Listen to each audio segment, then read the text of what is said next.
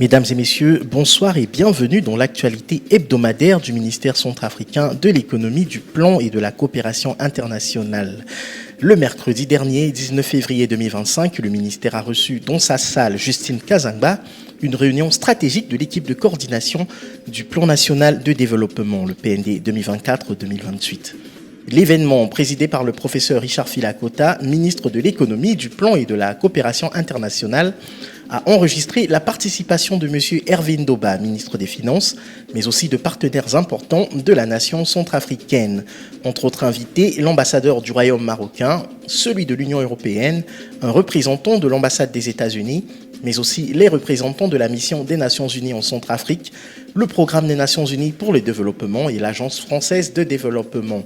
Au cœur des discussions de haut niveau, l'organisation de la grande table ronde des bailleurs prévue pour fin mai début juin, qui devrait permettre de mobiliser des ressources précieuses pour la mise en œuvre du plan national de développement, le PND 2024-2028. Au sortir de la réunion, le professeur Richard Filakota s'est dit satisfait des échanges avec les différents partenaires quant à l'organisation de cette table ronde pleine de promesses pour la nation centrafricaine. Donc avec les partenaires techniques et financiers qui ont l'habitude de soutenir notre pays, nous nous sommes donc mis d'accord sur un certain nombre de points permettant donc d'aller sereinement dans l'organisation de cette table ronde.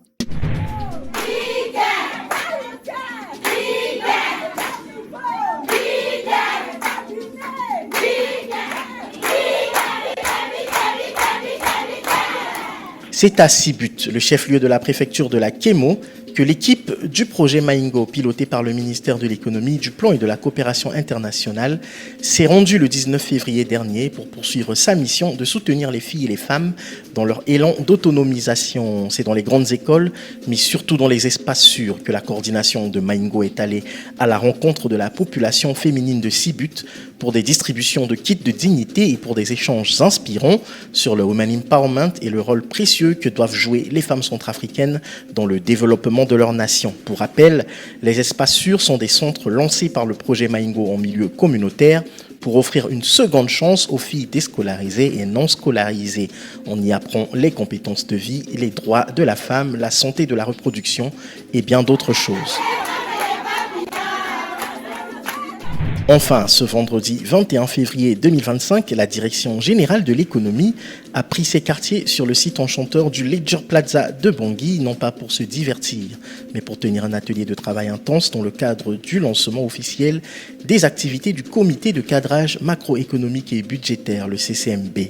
Le mot d'ouverture de la rencontre a été prononcé par le professeur Richard Filakota, le ministre de l'économie, du plan et de la coopération internationale, qui a rappelé la détermination du président de la République, le chef de l'État, le professeur Faustin Archange Touadéra, et de son premier ministre, M. Félix Moloua, à mettre sur pied ce comité, une volonté qui a pris forme à travers le décret 19.027 édité en février 2019.